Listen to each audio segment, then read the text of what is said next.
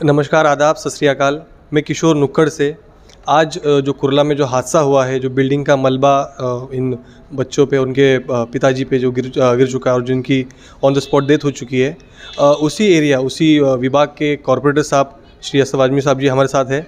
हम उनसे पूछेंगे इसके बारे में, उनकी राय और उनका जो जवाब होगा हम आपके तक पहुँचाने की कोशिश करेंगे। अशरफ जी, आज तकरीबन 1:30-2 बजे के करीब जो है मेरे इलाके में एक जगह शॉपिंग सेंटर है, जो महाड़ा का एक शॉपिंग कॉम्प्लेक्स था। उस जगह पर एक छोटा सा स्नैक सेंटर है जहाँ चाय और कुछ नाश्ते के सामान बनते हैं। एक फैमिली में 2 बच्चे जो 5 और 7 साल की उम्र के थे और एक उनके फादर जो 33 ईयर्स के थे, ये 3 लोग वहाँ पहुँचे और वो कुछ सामान खरीद रहे थे। उसी वक्त जो है उसी बिल्डिंग के ऊपरी हिस्से से वो जो छज्जा था, वो छज्जा टूटकर नीचे गिरा और वो पूरी तरह से उनको घायल कर दिया, जिसमें एक बच्चे की, लोग बता रहे हैं, मैं तो उस वक्त मौजूद नहीं था, जगह पे ही मौत हो गई। और एक जो बच्चा था वो गंभीर रूप से घायल हुआ और उसके पेरेंट्स, उसके फादर को बहुत ज़्यादा चोट आई और उनको भी ले जाकर राजावाड़ी हॉस्पिटल में एडमिट किया गया। लेकिन अभी तकरीबन 8 बजे, 7:30-8 बजे के करीब उनका भी देहांत हो गया, उनकी डेथ हो गई। इस तरह से एक बच्चा जो उनका 7 साल का था, शायद 5 साल का, और उनके फादर जो 33 ईयर्स के थे, वो दोनों की डेथ हो चुकी है और एक बच्चा साइन हॉस्पिटल में है, उसकी कंडीशन अभी खतरे से बाहर बताई जा रही। तो सर आपके हिसाब से इस चीज़ के लिए ज़िम्मेदार कौन है? देखिए, जिम्मेदार तो नेचुरली जो लोग, जिनकी बिल्डिंग है या जो लोग ये काम कर रहे हैं वही जिम्मेदार होते हैं। लेकिन वो इंक्वायरी का मामला है, अभी इंक्वायरी होगी, उसके ऊपर जो बातें होंगी, उसमें जो जिस तरह से लोग जो है, पुलिस इन्वेस्टिगेशन करेगी क्या हुआ, किस वजह से पर हुआ। सर पुलिस तो एफआईआर लेने से कैंसिल कर रही है, मना कर रही है।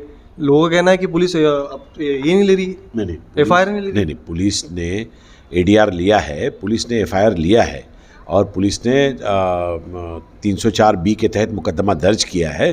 अब पुलिस इन्वेस्टिगेशन करेगी कौन लोग उसके ज़िम्मेदार हैं, क्या कुछ बिल्डिंग की कंस्ट्रक्शन की क्वालिटी कुछ ख़राब है या क्या चीज़ है, वो सारी चीज़ों का इन्वेस्टिगेशन होगा ना।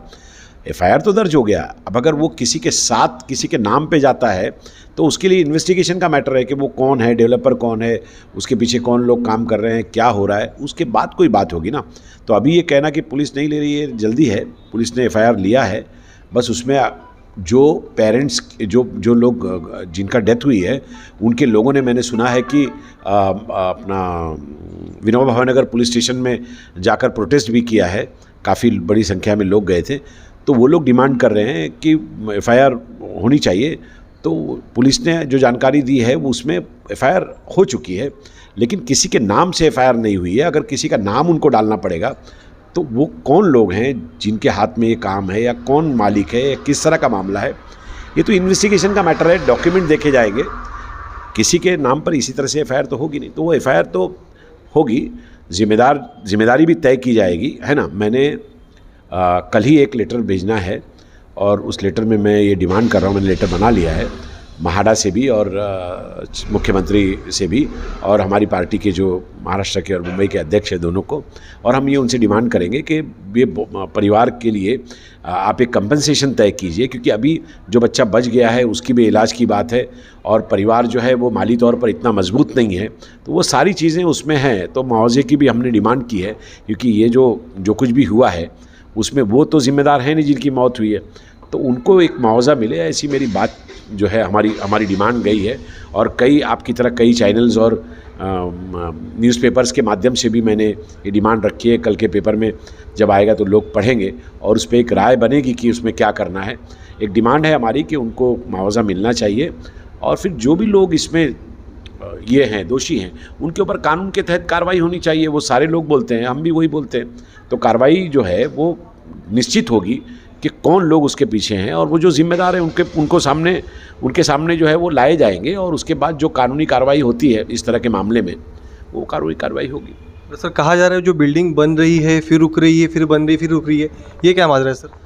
इसके बारे में चूँकि मेरा इलाका है, मैं बहुत ज़्यादा तफसील से नहीं जानता कि ये क्या बात है, कोई किस तरह के मामले हैं, या क्यों रुकती है या ये होती है। मैंने फिर बताया आपको कि भाई किसी आदमी से, ये किसी बिल्डर से पूछना कि आपकी बिल्डिंग क्यों रुक गई या क्यों बन गई, अमूमन इस तरह की बात होती नहीं है। लेकिन लास्ट 3 ईयर से तो आप वही जीत रहे हो। हाँ। वहाँ के आप विजेता रह चुके हो, तो आपको तो मालूम होना चाहिए सर। देखिए मुझे कुछ ऐसा मालूम नहीं है कि वो बिल्डिंग क्यों रुक रही है, लेकिन चूंकि अब इन्वेस्टिगेशन का मैटर आ गया है तो ये सारी चीज़ें पुलिस की इन्फॉर्मेशन में आएगी। महाड़ा भी उसमें जो कुछ भी होगा, क्योंकि अभी पिछले 2018 से पहले वो बिल्डिंग जो है बिल्डिंग प्रपोजल की तरफ से मंजूरी उसको मिली थी उसके निर्माण के लिए। कुछ लोग कहते हैं कि वो बिल्डिंग तो इलीगल है। नहीं, इलीगल, ऐसे बिल्डिंग इलीगल नहीं है। देखिए कुछ भी बात नहीं है कि कोई इलीगल बोल दे। हो सकता है कि कुछ चीज़ें बन गई हों जिसकी सीसी या जिसका बारे में कोई परमिशन ना हो, लेकिन बिल्डिंग जो है परमिशन से बनी है। वो ग्राउंड प्लस 2 की एक ऐसी बिल्डिंग थी जो एक कमर्शियल ये था अपना सेंटर था वो, जिसमें महाड़ा की वसाहत के में एक शॉपिंग सेंटर के नाम से वो कॉम्प्लेक्स बना था, जिसमें कुछ गवर्नमेंट के ऑफिसेज भी थी और बाकी जो है कुछ दुकानें और शॉप्स भी थे जो वहाँ के लोग परचेस कर सकें, ख़रीदारी के लिए आ सकें। उसी को वहाँ की सोसाइटी के लोगों ने मिलकर डेवलपर को अपॉइंट करके उस तरह के डेवलपमेंट का काम शुरू किया था। बहुत कुछ साल, मेरे ख्याल से 12-15 साल पहले की बात है। और वो जब तैयारी हो गई और उसके बाद ये काम चल रहा था, तो फिर उनके पास शायद पैसे की कमी आई हो या शायद कुछ परमिशंस में ताख़ीर हुई हो या कुछ इस तरह की बात हुई हो, उसके बारे में मैं नहीं जानता, क्योंकि मैं वो सारी चीज़ों को किसी बिल्डर या किसी लोगों से क्यों पूछूं कि आपका काम क्यों रुक रहा है या क्यों चल रहा है। लेकिन जहाँ तक वो बिल्डिंग का मामला है, जो मैं जानता हूँ कि वो गैरकानूनी बिल्डिंग नहीं है, उसके लिए बाकायदा मंजूरी मिली है। हाँ, अब वो कितनी मंजूरी मिली है, वो जितनी मंजूरी मिली है उससे ज़्यादा बन गया है क्या, या जितनी मंजूरी मिली है उतना नहीं बना है क्या, वो सारी बातें इन्वेस्टिगेशन की है, पुलिस उस पर तय करेगी। महाड़ा की रिपोर्ट आएगी और अब चूंकि बीएमसी उसमें जिम्मेदार नहीं रहेगी 2018 के बाद, महाड़ा अलग से प्राधिकरण बन गया है, तो महाड़ा उसको डिसाइड करेगा कि उसमें फुल सीसी था या सीसी की कोई कमी थी या कुछ मंजूरी के लिए बचा हुआ था या ये काम क्यों रुक रहा था।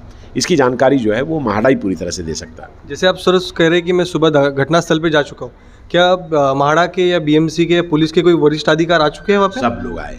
देखिए असिस्टेंट कमिश्नर एलवार्ड जो है मिस्टर शिंदे साहब, वो भी मौजूद थे वहाँ, वो भी आए।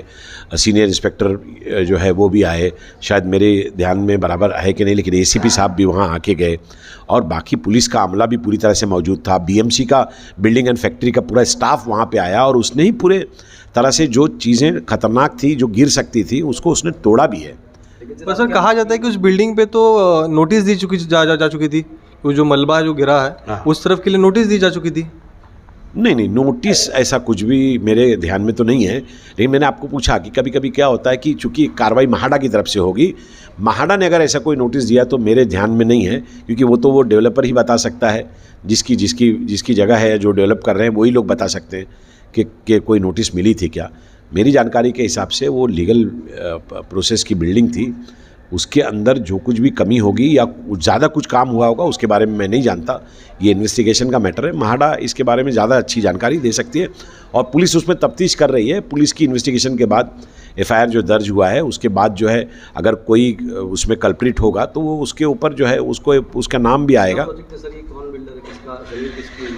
देखिए ये जो बिल्डिंग है, कोई बिल्डर जो है उसके बारे में, उसके नाम के बारे में मैं सही बोलता हूँ आपको कि मैं उतना नहीं जानता, क्योंकि बिल्डिंग बनाना की जो शुरुआत हुई थी उसके बाद से कई लोग उसमें तब्दील हो गए और अब कौन लोग नए हैं, कौन लोग काम कर रहे हैं, उसके बारे में मुझे कोई जानकारी नहीं। तो सर अभी हादसा तो हो गया, अच्छा हंसता खेलता परिवार उजड़ गया, कैसे देखते हैं आप इसको? प्रशासन से क्या मांग करेंगे, मैंने क्या कार्रवाई की मांग करेंगे? देखिए ये बहुत दुखद घटना है। मैं आपको बोलूं कि वो जो लड़का जिसकी डेथ हुई है और जो उसके बच्चे थे, मैं अगर जानकारी आपको दूं कि पिछले कुछ महीनों में अगर मेरी उनसे कभी मुलाकात हुई है, अगर 10 बार, तो 7-8 बार तो वो अपने बच्चों के साथ ही मुझे मिले हैं, वो दोनों बच्चों के साथ इतने घुले मिले थे। और वो खुद जो लड़का है जिसकी डेथ हुई है, जिसके बच्चों के साथ, वो इतना मिलनसार, इतना मोहब्बती लड़का है कि वो खुद ही दोस्त बना लेता था। तो ये सब चीज़ें जो देख के और वहाँ के लोगों की जो दुख है, उनका जो गम है, वो देखकर मैं खुद भी बहुत अपसेट हूँ। मैं दोपहर से वहाँ पर लगा हुआ हूँ।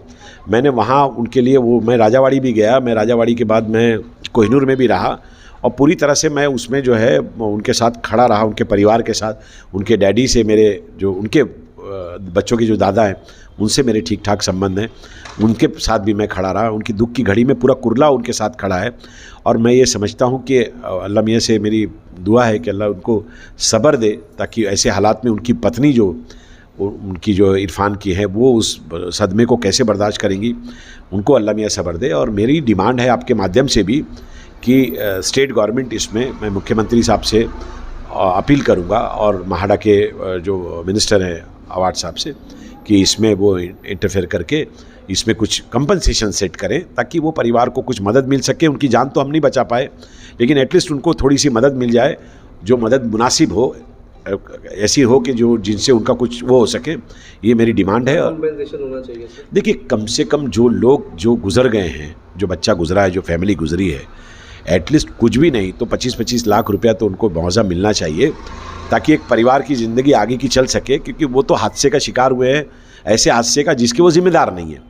तो इसलिए ऐसी होनी चाहिए ये बात, और अगर उनको ये मुआवजा मिलता है तो मुझे लगता है कि उनके परिवार के लिए ये थोड़ा सा राहत करने का काम करें। As a corporator, as a जनप्रतिनिधि अशरफ आज़मी से क्या सपोर्ट मिलेगा उनको? देखिए, अशरफ आज़मी तो पूरी तरह से तैयार है। अशरफ आज़मी मैं खुद, चूँकि अब उनके एक बड़ा भाई बचा है जो मुझे दिखा था आज, उनके डैडी से मेरी मुलाकात हुई है। जो भी ऐसी चीज़ होगी जिसमें मुझे कुछ उनकी ये करना पड़ेगा तो मैं हमेशा तैयार हूँ, और 1-2 दिन में उनसे बात होगी। जिस तरह की भी उनकी मदद होगी मैं ज़रूर करूँगा। और बेशुमार उनके दोस्त भी खड़े हैं मदद करने के लिए, बहुत लोग खड़े हैं। और चूँकि वो एक ऐसी जगह से आते हैं जहाँ कुर्ला में ही उनके खुद के रिश्तों में और इसमें बेशुमार लोग हैं, तो वो सब लोग मिलकर जो है उनके लिए कुछ ना कुछ ज़रूर करेंगे। और हमारी उस परिवार के लिए दुआ है कि अल्लाह उनको सब्र दे और अल्लाह ताला उनको जो है इस सदमे से बाहर निकलने की हिम्मत और ताकत दे।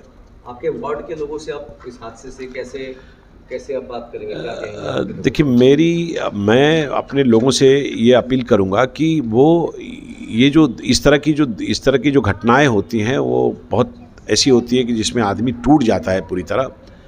तो मैं ये चाहूँगा कि मेरे मन में हमेशा ये रहता है कि भाई जिस तरह के भी काम हुआ करें, जो लीगल काम होते हैं, जिस तरह की कंस्ट्रक्शन होते हैं, तो वो लीगल कंस्ट्रक्शन जो है वो मजबूत हों, ताकत से रहें, ताकि अंडर कंस्ट्रक्शन बिल्डिंगें जो अगर इस तरह से होती हैं तो ये दुखद बात है। इसके लिए कोई लापरवाही ना हो, आप मतलब उसका ध्यान रखकर एक वो रहे, उसका अच्छे से काम हो। ये हमारी उनसे निवेदन है, अपील है। जो बच्चे पे सर भी जो ट्रीटमेंट चल रहा है वो जस्ट नॉर्मल ट्रीटमेंट चल रहा है या कुछ हाई प्रायोरिटी दी? नहीं, देखिए कैसा है, एक बच्चे और एक फादर की तो डेथ हो गई है। वो जो बच्चा है जो साइन में एडमिट है वहाँ तक तो हम लोग नहीं पहुँच पाए, क्योंकि आज पूरा दिन, अभी मैं 10 मिनट पहले वहाँ से यहाँ आया हूँ। वो जो बच्चा है वो उसकी कंडीशन ठीक है, उसको कुछ 15-20 टाँके लगे हैं ऐसा बताया गया, पट्टी वट्टी उसको बांधी गई है, लेकिन उसकी लाइफ जो है, जो मैंने बात की वहाँ पर, उन्होंने बताया कि उसकी लाइफ जो है वो खतरे में नहीं है। और ये बहुत मतलब ये ऐसी बात है जो इत्मीनान दिलाती है कि नहीं भी चलिए, परिवार का एक बच्चा तो उस हादसे से जानबर हो गया और बच गया। अल्लाह उसकी ज़िंदगी को और बड़ा करे, यही हमारी दुआ है।